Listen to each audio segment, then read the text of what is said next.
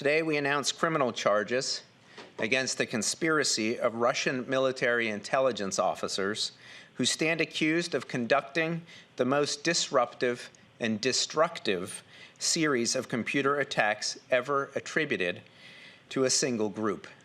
They conducted spear phishing campaigns against South Korea, the host of the Winter Games, as well as the International Olympic Committee.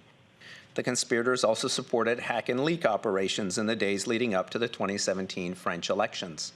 The department previously charged members of this same unit, also known to cybersecurity researchers as the Sandworm Team, for their role in Russia's efforts to interfere with the 2016 U.S. elections. We make no election interference allegations here. I want to get more on this from Gene Coyle, who is a retired CIA officer and international relations professor. He joins me now from Bloomington in Indiana. Gene, thanks for being with us. We heard Scott Brady, the U.S. Attorney for the Western District of Pennsylvania there, after that 50-page indictment was filed, basically saying this is some of the most destructive, most costly, most egregious cyber attacks ever known. What is your reaction to the impact and significance of all this? I think the most useful thing I could comment to your viewers is to understand the distinction between hacking into other people's computers to interfere in their elections. To me, that means changing the vote tally in a computer or something. As far as propaganda efforts, this has been going on between Russia, the United States, and other countries ever since the Cold War had started. It's now moved into this more social media. But I don't understand why we are surprised if Russia wants to plant false stories about what will happen or who is a good candidate or not a good candidate. And it's also rather hypocritical since the United States government has been engaging in that also since 1947.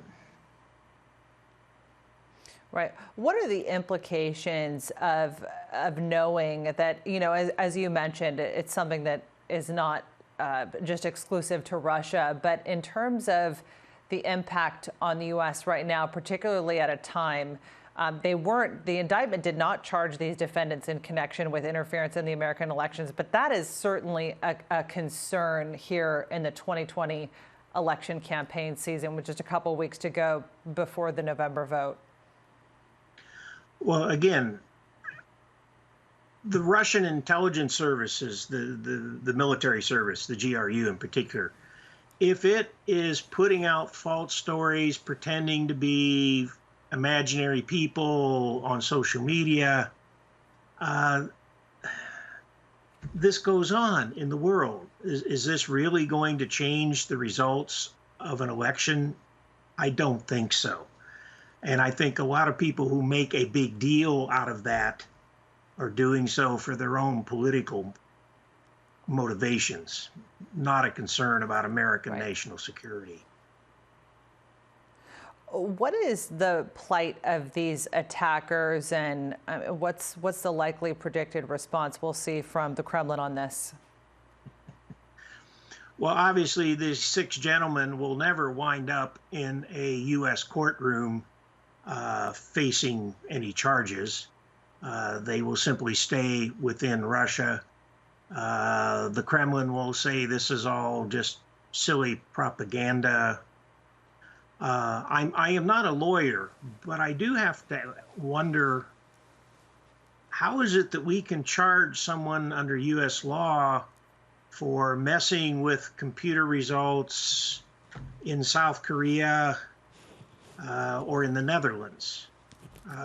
That mystifies me. Right. Gene Coyle, we really appreciate your analysis. Thanks for coming on.